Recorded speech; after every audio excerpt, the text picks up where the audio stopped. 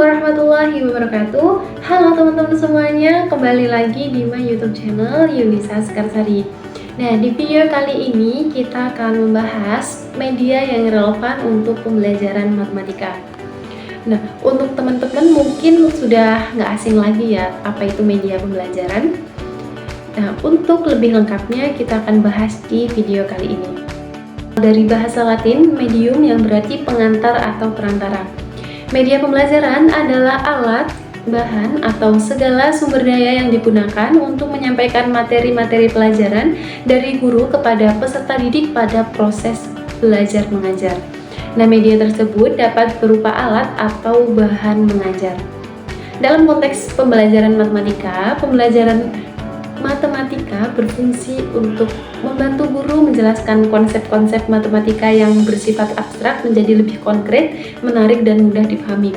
Nah, jadi fungsi dari media pembelajaran dalam pembelajaran matematika itu sendiri yaitu memvisualisasikan konsep yang abstrak menjadi lebih mudah dipahami.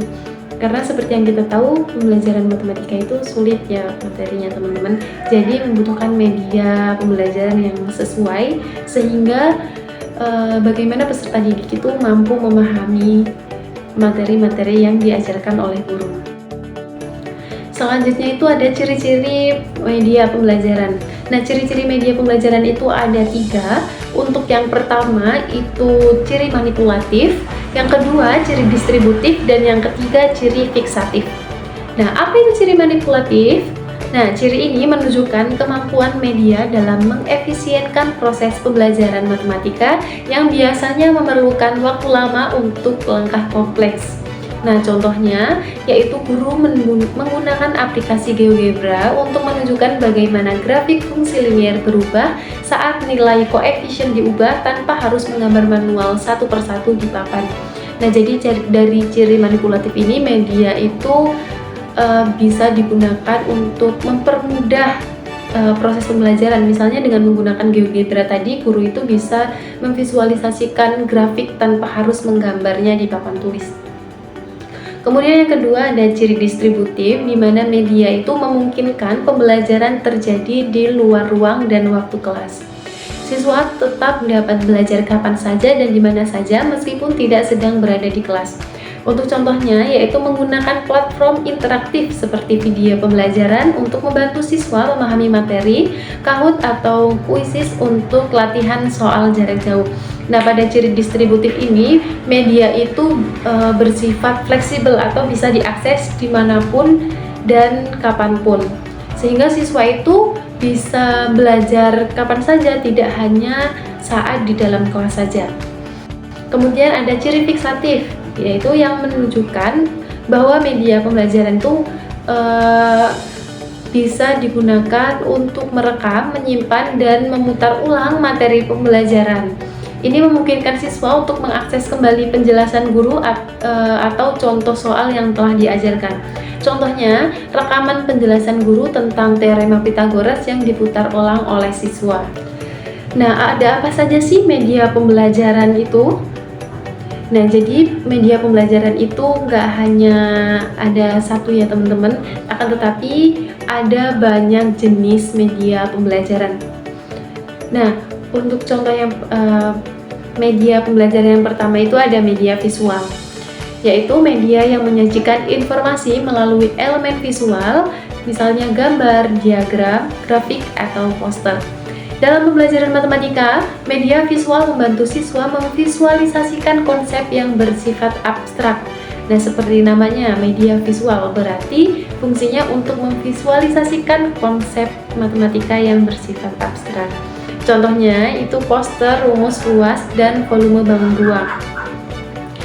Nah, dari masing-masing media tentunya memiliki kelebihan dan kekurangan masing-masing.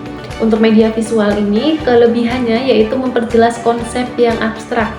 Nah, seperti yang kita tahu, matematika itu sulit, makanya perlu media pembelajaran yang sesuai agar dapat membantu siswa dalam memahami konsep-konsep matematika yang sulit. Kemudian membantu daya ingat dan pemahaman siswa melalui penglihatan. Seperti namanya media visual berarti bisa dilihat melalui indera penglihatan atau bisa diamati dengan, kemudian dapat menarik perhatian siswa. Nah, untuk kekurangannya yaitu tidak dapat menjelaskan proses atau gerakan secara lengkap. Karena media visual ini hanya menyajikan gambar saja atau visualisasi, maka media ini tidak bisa menjelaskan proses atau langkah-langkah dalam misal operasi hitung atau langkah-langkah menyelesaikan soal. Kemudian tidak semua siswa dapat menafsirkan gambar dengan benar. Nah, gaya belajar siswa itu kan masing-masing ya teman-teman, ada yang gaya belajarnya visual, ada yang audio atau gabungan, dan macam-macam. Maka dengan media visual ini kekurangannya tidak semua siswa itu dapat memahami hanya dengan melihat konsep yang disajikan. Nah, untuk yang kedua itu ada media audio, yaitu media yang menyampaikan pesan melalui suara, misalnya rekaman, podcast, atau penjelasan lisan. Nah, dalam pembelajaran matematika dapat digunakan untuk memperkuat pemahaman atau menjelaskan langkah-langkah prosedur secara auditori. Contohnya itu podcast storytelling matematika. Nah, media audio ini cocok ya untuk siswa yang gaya belajarnya itu dengan audio. Nah, kelebihan dari media audio ini sendiri yaitu cocok untuk mengulang kembali materi sambil mendengarkan, misalnya saat belajar mandiri. Nah, saat belajar mandiri ketika siswa itu kesulitan untuk memahami dengan hanya membaca saja, media audio ini bisa diputar ulang untuk membantu pemahaman konsep matematika siswa. Kemudian melatih kemampuan mendengarkan dan memahami istilah matematika. Nah, dalam matematika itu kan banyak sekali istilah-istilah, misalnya ada konjungsi, disjungsi, dan lain sebagainya. Maka media audio ini bisa digunakan oleh siswa untuk memahami istilah-istilah yang ada dalam matematika. Kemudian kekurangannya yaitu kurang efektif tanpa dukungan visual karena matematika membutuhkan simbol dan bentuk. Nah, karena matematika itu sifatnya abstrak dan tidak bisa hanya divisualisasikan dengan suara saja, maka media audio ini memiliki kekurangan karena tidak dapat memvisualisasikan konsep yang dibicarakan.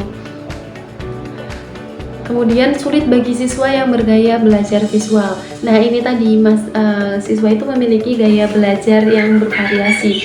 Makanya media pembelajaran itu harus disesuaikan dengan karakteristik siswa. Kemudian tidak bisa menampilkan proses hitung atau bentuk geometris.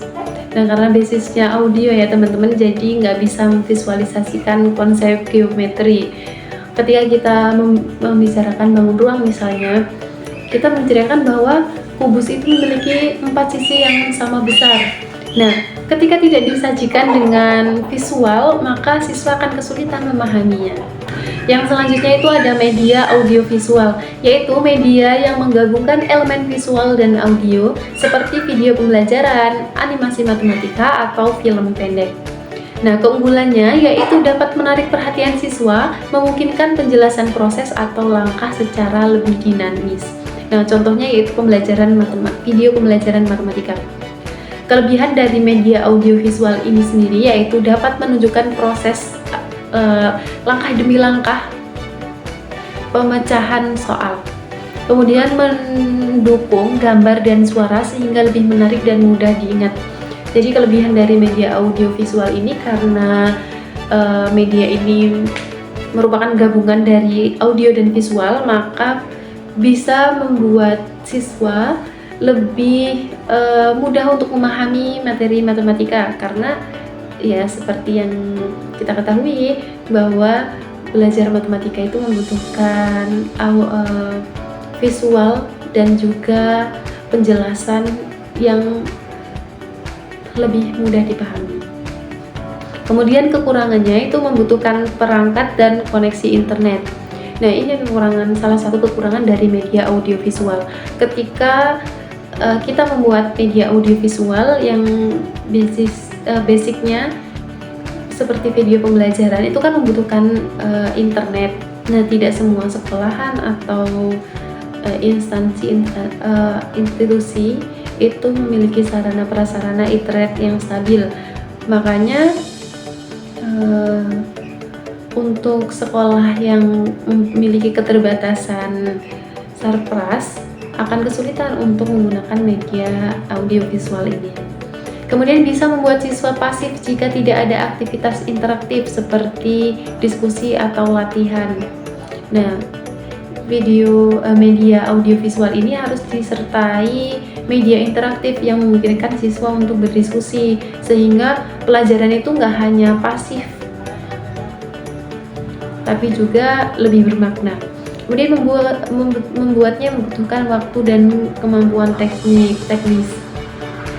Nah, dalam membuat media pembelajaran itu membutuhkan kreativitas tinggi dari guru itu sendiri ya teman-teman. Jadinya untuk sebagian guru yang memiliki kekurangan dalam kreativitasnya, maka akan kesulitan untuk membuat media audiovisual ini. Kemudian ada media manipulatif atau konkret. Nah, media yang dapat dipegang, digerakkan, atau dimanipulasi siswa secara fisik, contohnya mistar, miniatur bangun ruang, kelereng, dan lain-lain. Nah, dalam matematika, media ini membantu siswa mengalami sendiri konsep dan membangun pemahaman melalui aktivitas konkret. Contohnya, membuat model jaring-jaring bangun ruang dengan kertas karton. Nah, jadi media manipulatif ini atau konkret itu merupakan bisa menggunakan benda-benda nyata dalam kehidupan untuk mengajarkan kepada siswa konsep-konsep yang ada dalam matematika. Nah, kelebihan dari media ini yaitu menjadikan konsep abstrak lebih nyata dan mudah dipahami. Kemudian melatih siswa menemukan pola dan hubungan melalui eksplorasi langsung dan meningkatkan keterlibatan dan aktivitas siswa dalam pembelajaran. Nah, jadi media manipulatif itu bisa meningkatkan keterlibatan aktivitas siswa, karena di sini kan basicnya guru itu misal memberikan proyek kepada siswa untuk membuat jaring-jaring bangun ruang, maka di situ akan meningkatkan keterlibatan siswa dalam memahami konsep matematika itu sendiri. Kemudian kekurangannya, tidak semua konsep matematika itu bisa diwujudkan secara konkret, misalnya integral dan limit. Nah, jadi materi matematika itu tidak semuanya bisa diwujudkan secara nyata ya teman-teman. Ada juga materi-materi yang hanya dapat dipahami konsep-konsepnya saja, tetapi tidak bisa langsung dipraktekkan secara nyata. Dan membutuhkan waktu dan alat khusus untuk digunakan. Nah, ketika membuat misalnya alat peraga matematika, itu kan membutuhkan alat dan bahan, sehingga ini memungkinkan bahwa guru itu membutuhkan dana untuk membuatnya. Nah, selanjutnya itu ada media digital atau interaktif, yaitu media berbasis teknologi seperti aplikasi, game edukatif, simulasi media berbasis komputer atau internet. Dalam pembelajaran matematika, media digital memungkinkan eksplorasi interaktif, visualisasi dinamis, dan pembelajaran yang lebih fleksibel. Contohnya menggunakan GeoGebra untuk mengamati perubahan grafik fungsi. Nah, kelebihan dari media digital atau interaktif ini yaitu dapat memvisualisasikan grafik, bentuk, atau perubahan variabel secara dinamis. Kemudian mendorong eksplorasi dan interaksi siswa, yaitu belajar sambil mencoba. Nah, dalam media digital interaktif ini memungkinkan siswa untuk terlibat langsung dalam pembelajaran, misalnya diskusi. Misal guru itu menampilkan PPT interaktif yang di dalamnya itu memuat link untuk mengakses video pembelajaran, atau yang bisa mengakses langsung ke game-game matematika, sehingga siswa itu menganggap bahwa matematika itu menyenangkan dan bukan merupakan matematika, tidak hanya konsep-konsep sulit saja, tapi bisa belajar sambil bermain. Kemudian kekurangan dari media interaktif ini memerlukan perangkat dan koneksi internet. Kemudian guru dan siswa perlu kemampuan digital yang memadai. Nah, ini tadi guru dan siswa itu harus memiliki kemampuan digital yang memadai untuk mengakses media ini. Kemudian bisa mengalihkan perhatian jika tidak dikontrol dengan baik. Nah, kekurangan dari media digital ini bisa menyebabkan distraksi peserta didik karena kita kan menggunakan konsep belajar sambil bermain atau menggunakan game-game matematika, sehingga matematika itu bisa terasa menyenangkan bagi siswa. Akan tetapi bisa juga menyebabkan distraksi sehingga siswa itu hanya fokus bermain tanpa memahami konsep-konsep yang diajarkan. Nah, yang selanjutnya itu media lingkungan atau kontekstual, yaitu media yang memanfaatkan lingkungan sekitar atau koneksi nyata siswa, misalnya benda sehari-hari, permainan tradisional, fenomena alam, sebagai sarana pembelajaran matematika. Nah, media ini bertujuan untuk mengaitkan matematika dengan kehidupan nyata agar lebih bermakna. Contohnya, siswa mengamati atap rumah atau tugu berbentuk prisma atau limas untuk mengenalkan bangun ruang sisi datar. Nah, jadi media lingkungan atau kontekstual ini bisa digunakan untuk mengajarkan siswa melalui benda-benda atau aktivitas masyarakat yang ada di sekitar. Misalnya, bisa dengan mengamati budaya yang ada, kemudian lewat bentuk-bentuk bangunan yang ada di sekitar mereka, dan lain sebagainya. Nah, untuk kelebihan dari media lingkungan atau kontekstual ini yaitu membuat siswa menyadari relevansasi matematika dalam kehidupan nyata. Jadi, siswa itu akan paham bahwa matematika itu tidak hanya mengenai konsep saja, akan tetapi bisa dikaitkan dengan kehidupan sehari-hari. Kemudian meningkatkan motivasi dan berpikir kritis, dan cocok untuk pembelajaran berbasis proyek dan etnomatematika. Nah, itu tadi bisa mengaitkan pembelajaran matematika itu dengan budaya atau yang disebut dengan etnomatematika. Kemudian kekurangan dari media lingkungan ini yaitu memerlukan waktu dan kreativitas guru dalam mengaitkan materi. Jadi ketika guru mengaitkan materi dengan kehidupan sehari-hari itu, maka harus valid ya teman-teman, tidak boleh sembarangan mengaitkan konsep matematika dengan kehidupan sehari-hari. Kemudian sulit diterapkan jika lingkungan kurang mendukung atau sumbernya terbatas. Nah, untuk desa-desa terpencil mungkin akan kesulitan untuk mengaitkan media pembelajaran ini dengan lingkungan di sekitarnya. Oke teman-teman, itu tadi penjelasan mengenai media pembelajaran yang relevan dalam pembelajaran matematika. Semoga bermanfaat. Wassalamualaikum warahmatullahi wabarakatuh. See you, bye-bye.